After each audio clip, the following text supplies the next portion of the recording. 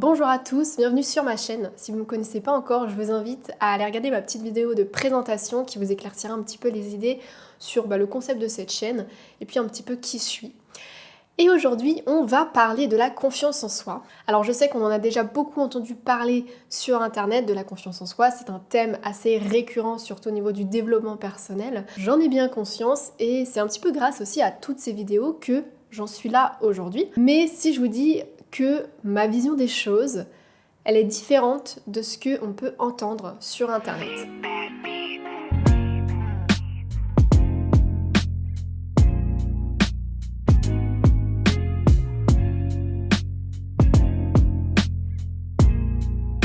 Moi je vous le dis tout de suite, je suis pas coach de vie, je suis pas coach de sport ou quoi que ce soit, mais on va dire que j'ai fait pas mal de développement personnel qui m'ont permis d'arriver à une conclusion.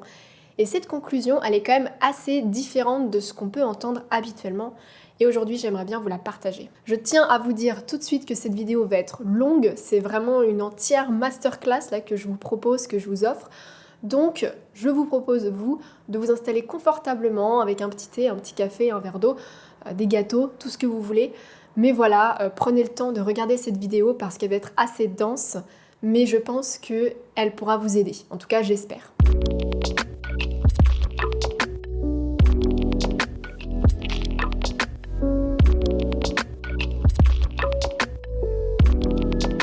Donc d'abord, qu'est-ce qu'avoir confiance en soi ? C'est quand même un concept assez abstrait. On a tous une idée de ce que c'est à peu près, mais est-ce qu'on en a vraiment la bonne perception ? Personnellement, pendant longtemps, j'écoutais pas mal de coachs de vie qui parlaient de passer à l'action quand il s'agissait de développement personnel et de confiance en soi. Sauf que passer à l'action, je comprenais pas vraiment ce que ça voulait dire. Je comprenais les mots, je comprenais la phrase en elle-même, mais j'arrivais vraiment pas à donner un sens à ça, je savais pas vraiment ce que ça signifiait. Et j'en ai conclu que passer à l'action, ça signifie courage. D'ailleurs, il y a beaucoup de personnes qui confondent le courage et la confiance en soi, alors qu'en fait le courage, c'est vraiment une action immédiate, alors que la confiance en soi, c'est quelque chose qui est beaucoup plus profond et interne. Pour moi, il y a vraiment trois concepts bien distincts, mais qui sont aussi très très proches. Tellement proches que la plupart des gens ne vont pas forcément faire la différence. Et là du coup, comment moi ai-je réussi à faire la différence ? Eh bien, j'ai eu un regard extérieur à moi pour comprendre un petit peu les choses. Et alors pour ça, déjà, je peux vous inviter à aller regarder mon autre vidéo qui parle de l'amour-propre. Comme pour beaucoup de choses avant, je prenais pas mal les trucs un peu personnellement. Par exemple, c'est quoi s'aimer, c'est quoi la confiance en soi, voilà, tout ce qui se rapportait à moi-même. Et en fait, à chaque fois, j'arrivais pas à avoir de réponse, j'arrivais pas à trouver ce qui me correspondait réellement. Et puis un jour, j'ai décidé de prendre les choses à l'envers. C'est quoi aimer quelqu'un ? C'est quoi avoir confiance en quelqu'un ? Cette vidéo, c'est un petit peu la suite de l'amour-propre, ça va te plaire vraiment. Donc je vous conseille d'aller la regarder.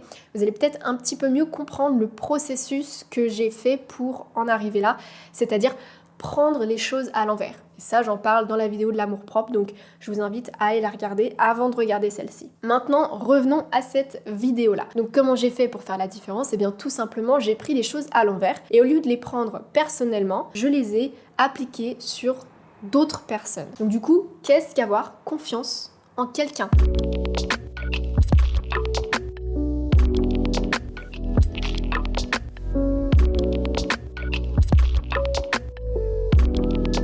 Pourquoi avons-nous confiance en quelqu'un ? Quand est-ce que nous avons confiance en quelqu'un ? Qu'est-ce qui s'est passé pour que cela arrive ? Comment ça se fait qu'au fur et à mesure, on fasse de plus en plus confiance envers une personne ?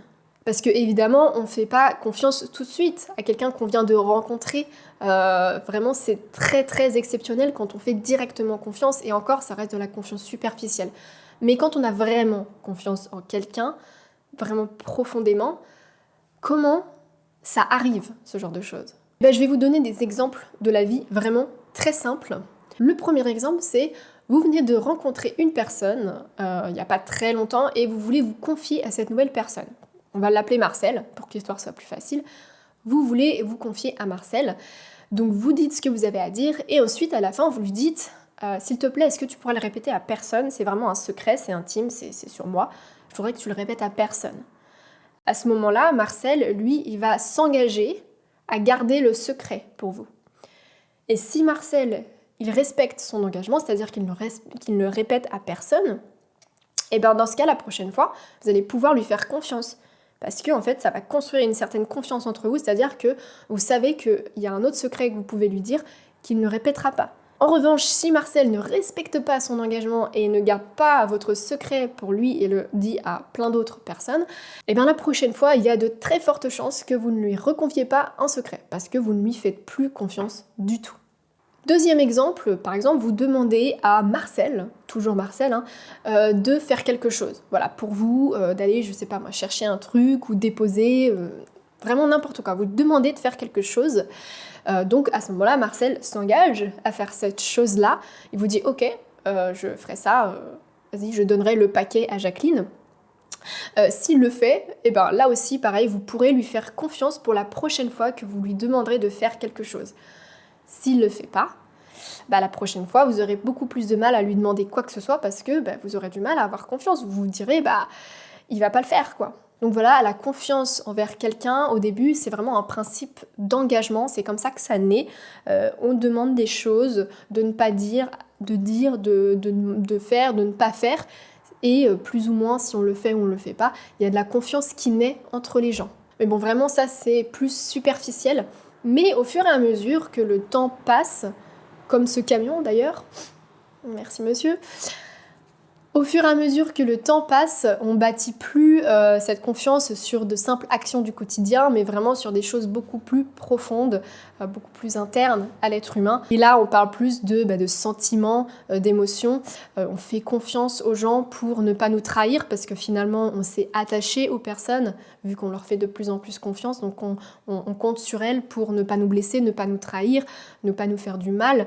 Et là, ça se base beaucoup plus sur des choses vraiment plus profonde et moins superficielle.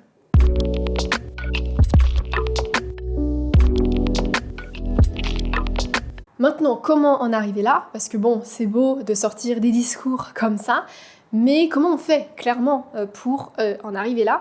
Eh bien moi, je vous propose d'organiser une rencontre avec vous-même. Faites comme si vous vous rencontriez pour la première fois comme vous rencontrez quelqu'un d'autre et commencez à vous engager avec vous-même. Comme je vous disais un petit peu plus haut dans la vidéo, pour moi, il y a vraiment 3 concepts bien distincts. Il y a le courage, il y a croire en soi, et il y a enfin, en dernier, la confiance en soi. Donc la première chose pour arriver à la confiance en soi, c'est le courage. Et donc qu'est-ce que le courage, me direz-vous? Eh bien le courage, c'est tout simplement passer à l'action quand quelque chose est inconfortable. Tout simplement.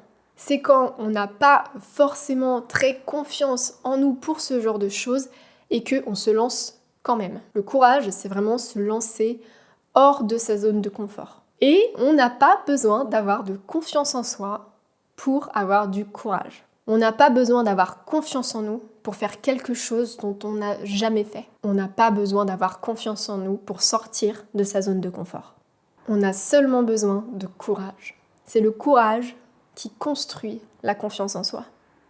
Le deuxième concept, c'est croire en soi. Croire en soi, c'est ni avoir du courage, ni avoir confiance en soi. Croire en soi, c'est simplement se penser capable de faire telle ou telle chose. C'est avoir de l'ambition et s'autoriser à y croire. C'est vraiment se dire, je peux le faire. I can do it. Et c'est pas penser qu'on a confiance en nous ou en la situation, c'est vraiment juste croire. Et cela va de pair avec la confiance en soi, c'est sûr, parce que c'est vraiment des concepts très proches. Mais croire en soi, c'est simplement pour les premières fois. Imaginez, vous avez un ami, disons Marcel du coup.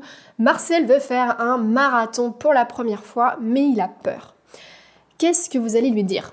Eh bien, vous allez tout simplement le rassurer en lui disant « Allez, tu peux le faire, je crois en toi, j'ai confiance en toi, ça va bien se passer ».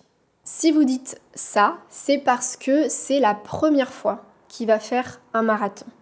Et donc, vous croyez que cette personne peut y arriver. Vraiment, vous croyez en cette personne. Vous pensez qu'elle est vraiment capable de le faire. En revanche, si votre ami Marcel veut faire un marathon, mais qu'il en a déjà fait plusieurs avant ou au moins un, vous allez quand même lui dire quelque chose d'assez différent. Ça va plutôt ressembler à ça. Allez, c'est bon, tu l'as déjà fait, tu peux le refaire. j'ai confiance, alors aie confiance en toi. Il n'y a pas de grande différence, je l'accorde, mais j'aime quand même noter cette petite nuance. Et maintenant, l'ultime et troisième concept qu'on attend depuis le début, c'est la confiance en soi. Enfin, on y arrive. La confiance en soi, c'est comme avoir confiance en quelqu'un. La confiance en soi, c'est vraiment ce qui arrive en fin de course. C'est s'être engagé à faire quelque chose, avoir accompli cette chose et donc avoir confiance en nous parce qu'on a respecté notre engagement de faire cette chose. Si aujourd'hui vous n'avez pas confiance en vous, c'est très certainement parce que vous vous donnez des engagements mais que vous ne les respectez pas. Cette année, j'irai à la salle de sport 3 fois par semaine. Super comme engagement, franchement, bravo. Mais vous n'y allez jamais. Votre confiance en vous et votre capacité à respecter vos engagements diminue. Et c'est normal, parce que ce serait comme quelqu'un qui s'est engagé auprès de vous et qui ne respecterait pas ses engagements. C'est exactement la même chose. Vous n'allez plus faire confiance à cette personne. Pour vous, c'est pareil. Si vous vous engagez à faire quelque chose mais que vous ne respectez pas ça, votre confiance en vous va clairement diminuer petit à petit et ça va vous enfoncer dans quelque chose où vous ne croirez carrément plus du tout en vous. Et là, ça devient vraiment assez critique comme situation. Deuxième exemple tout simple. Ce soir, je parle à au moins une fille qui me plaît dans ce bar. Les bars sont réouverts, donc j'ai le droit de sortir cette phrase. Et malheureusement, vous le faites pas. Et à ce moment-là, vous renforcez votre croyance comme quoi vous n'êtes pas capable de le faire. Et du coup, vous perdez votre confiance en vous. Et le pire, c'est que vous mettez ça sur le dos de la confiance en soi en disant « Ouais, non, c'est parce que j'ai pas confiance en moi, je suis timide, j'y arriverai pas, gna gna gna. » Allez-y les amis, plaignez-moi, je suis une victime, je suis fragile. Alors qu'en fait, c'est pas du tout ça, c'est pas parce que vous n'avez pas confiance en vous. C'est parce que c'est quelque chose que vous avez peut-être jamais fait et pour ça, il faut sortir de sa zone de confort avant d'avoir confiance en vous, c'est-à-dire avoir du courage et de faire le premier pas. Mais il n'y a pas besoin d'avoir confiance en soi pour le faire. Il faut simplement y croire un tout petit peu et avoir le courage de le faire. Et ensuite, puisque vous avez respecté cet engagement-là, vous aurez confiance en vous. La confiance en soi, elle arrive après avoir fait les choses. La confiance en soi, c'est vraiment la résultante du courage. Avoir confiance en soi, c'est le résultat du respect de nos engagements. Si on respecte jamais ces engagements, on n'aura jamais confiance en nous. Et pour respecter nos engagements, il faut du courage. Mais du coup, vous allez peut-être vous poser une question, ou alors pas du tout, je me trompe totalement, mais si jamais vous vous la posez, qu'est-ce que vient faire le concept de croire en soi là-dedans, puisqu'en fait, juste courage, le faire et confiance en soi. Le croire en soi, il n'a pas tellement d'intérêt vu comme ça, pour certaines personnes, j'imagine. Mais moi, je vais vous dire pourquoi il a quand même un intérêt.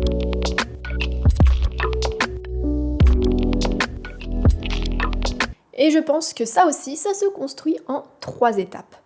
La première étape, c'est vraiment de s'autoriser à croire en soi, à croire en notre engagement.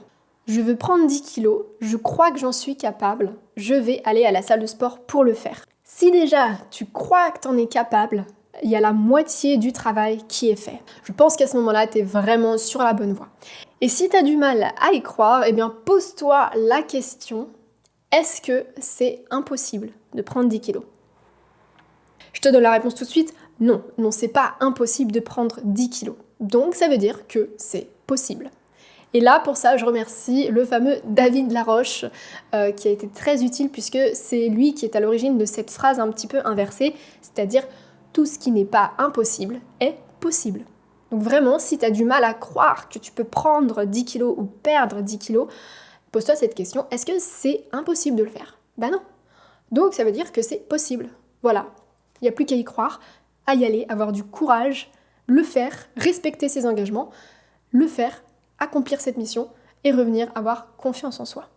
Et il n'y a même pas besoin d'avoir pris ces 10 kilos pour avoir confiance en soi. Juste le fait d'aller à la salle de sport et respecter l'engagement de vouloir prendre du poids, ça va vous donner confiance en vous.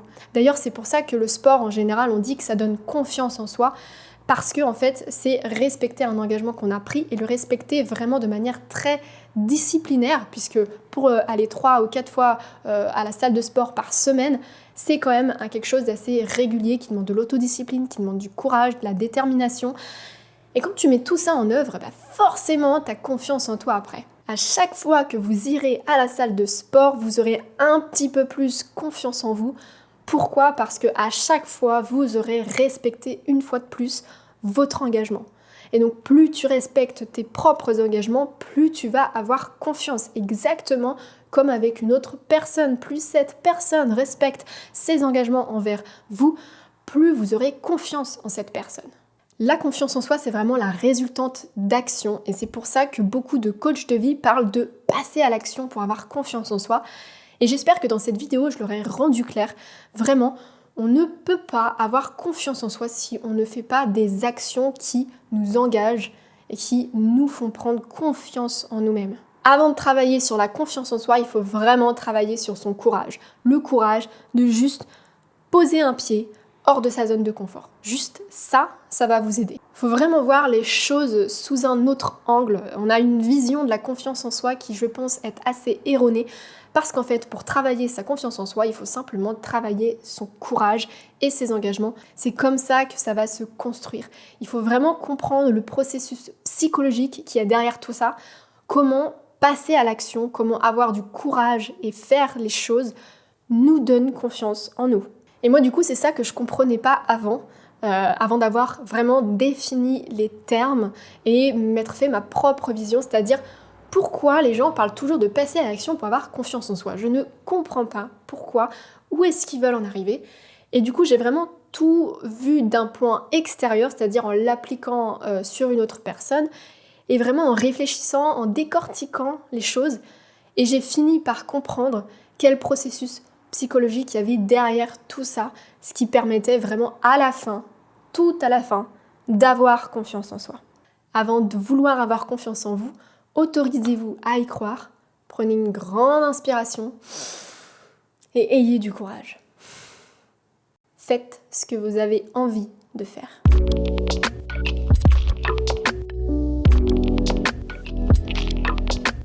Pour finir cette vidéo, je vais du coup vous donner un exemple de ma vie, tout simplement, pour vous montrer comment j'ai réussi un petit peu à comprendre ça et à le mettre en œuvre, tout simplement. Donc moi déjà, je vous l'ai jamais dit, mais je suis photographe amateur semi-pro. Enfin, j'ai jamais fait de formation ou d'études, quoi que ce soit. Mais j'aime bien prendre des photos, j'aime bien prendre les gens en photo, les paysages, les situations, voilà.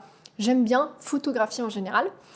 Et c'était à une époque, il y a à peu près 1 an ou 2 ans, un été.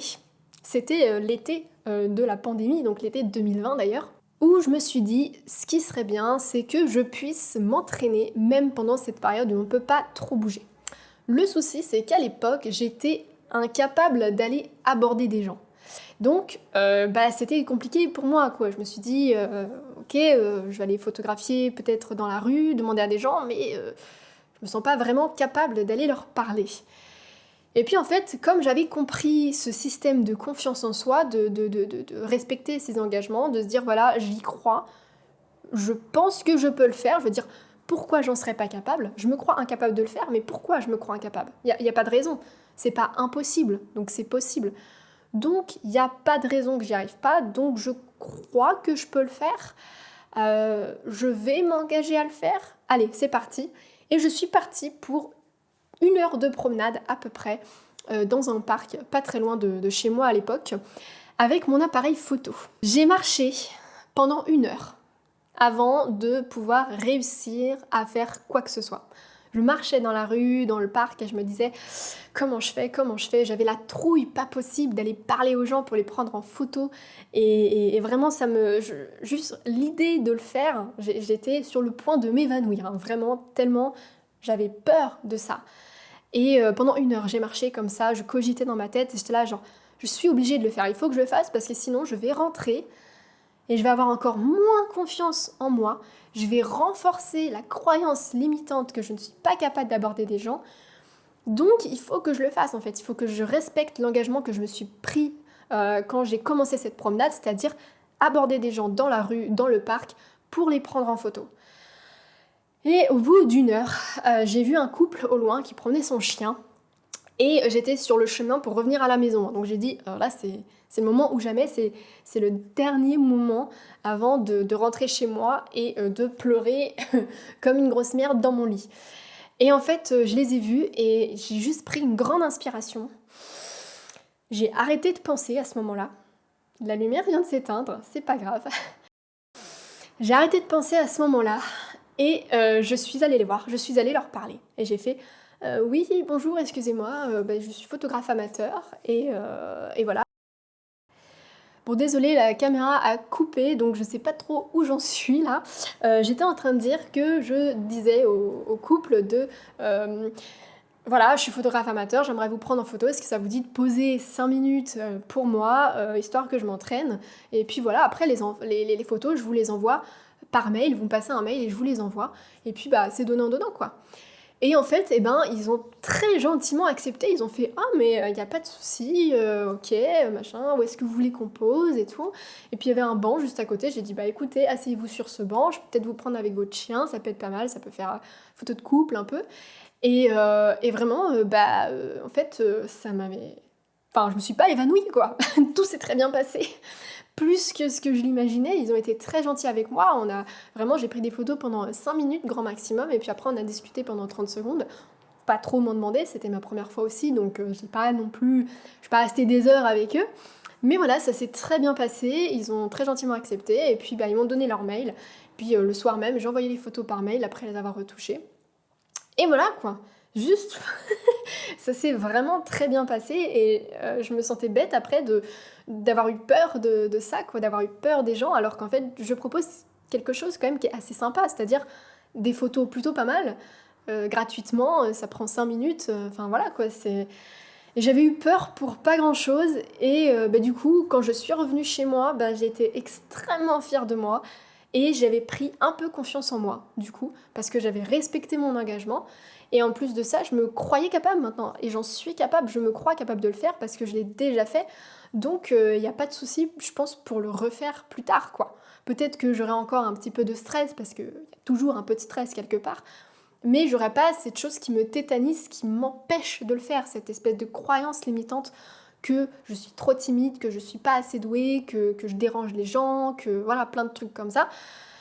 Ça déjà, j'en suis libérée et du coup j'ai pris confiance en moi à ce moment-là. Et vraiment, ça fait du bien, quoi.